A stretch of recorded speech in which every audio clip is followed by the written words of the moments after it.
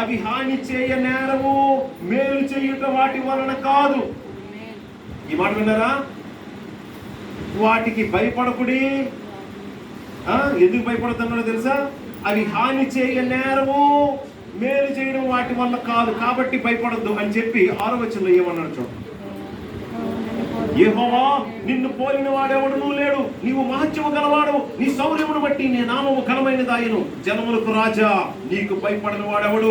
జనముల జ్ఞానులందరూ వారి రాజ్యములన్నింటిలోనూ నీ వంటి వాడెవడునూ లేడు గనుక నరులు నీకు భయపడడు అనుగుణ్యము. 5వ వచనం 7వ వచనం ఒకవైపు ఏముందో తెలుసా? వాటికి భయపడొద్దని చెప్పాడు. ఈ 7వ వచనం ఏముందో తెలుసా? 2 సార్లు చెప్పాడు, నీకు భయపడినవాడు ఎవడు, నీకు భయపడమే రైతు అని అన్నాడు. ఇప్పుడు చెప్పండి, వాటికి ఎందుకు భయపడద్దు అన్నాడు? ఇప్పుడు దేవుడైన యెహోవాకి ఎందుకు భయపడడం రైట్ అన్నాడు? చెప్పండి. ఇప్పుడు ఇదే ప్రశ్న. వాటికి ఎందుకు భయపడద్దు అన్నాడు? అవి హాని చేయలేము, మేలు చేయడం వాటి వల్ల కాదు, కాబట్టి భయపడద్దు అన్నాడు. కానీ ఈయనకేమంటున్నాడు తెలుసా? జనములకు రాజా, నీకు భయపడిన వాడెవడు? జనముల జ్ఞానులందరిలో రాజ్యములన్నింటిలో నీ వంటి వాడు ఎవడనూ లేడు కనుక జనులు నీకు భయపడుట అనుగుణ్యము. అంటే భయపడితే యెహోవాకే భయపడాలా, ఇంకే దేవుడు దేవతకి భయపడడానికి వీలు లేదు కదా. ఎందుకన్నాడు ఇప్పుడు చెప్పండి?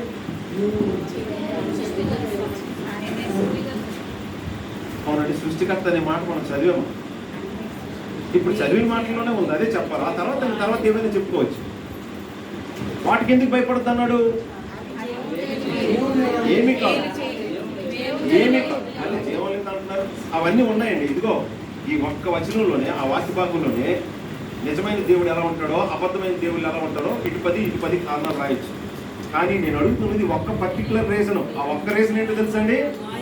అవి హాని చేయలేవు, మేలు చేయడం వాటి వల్ల కాదు, కాబట్టి భయపడద్దు అన్నాడు. మరి భయపడితే యెహోవాకే భయపడమని చెప్తున్నాడంటే అర్థం ఏంటి?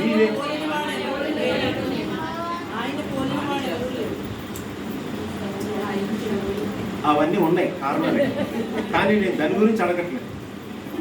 జనములకు రాజా, ఇవన్నీ ఉన్నాయి, నేను కాదంటలేదు. నేను అడుగుతుంది 5వ వచనం వెలుగులో ఈ దేవుడైన యెహోవాకే భయపడడం రైటు అనుగుణ్యం అంటున్నాడు. వాటికి ఎందుకు భయపడద్దు అన్నాడు? 2 కారణాలు, చాలా కారణాలు ఉన్నాయి. అవన్నీ వద్దు, నేను ఒకటే చెప్తున్నా. ఏంటది? అవి హాని చేయలేవు, మేలు చేయడం కూడా వాటి వల్ల కాదు, అందుకు వాటికి భయపడద్దు అన్నాడు. మీరందరూ భయపడితే, ఎవరు?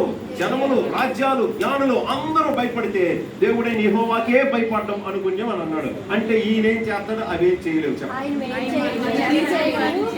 చూసారా? కొంతమంది అడిగితే ఏమంటారు తెలుసా?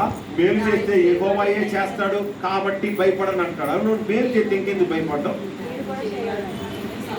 చూసారా? ఈ మాట అర్థమవుతుందా? అవి హాని చేయలేవు, మేలు కూడా చేయలేవు, కాబట్టి భయపడద్దు, నాకే భయపడని అన్నాడంటే ఈయన ఒకటి కాదు 2 ఈయనే చేస్తాడు. ఏంటా 2? భూమి మీద, ఆకాశంలో, సముద్రంలో ఎక్కడైనా ఏదైనా హాని జరిగిందంటే చేసేవాడు సాతాను కాదు, చేసేవాడి భూమి మీద ఉన్న ఏ దేవుడో దేవతో దెయ్యమో కాదు. హాని జరిగినా, మేలు చేసినా ఈ లోకానికి ఉన్న ఒకడే ఒకడు సృష్టికర్త, అసలైన నిజమైన త్రియేక దేవుడు, ప్రభువైన యేసు. అందుకు చెప్పాలి ఆయనకి స్తోత్రం అని. హల్లెలూయా.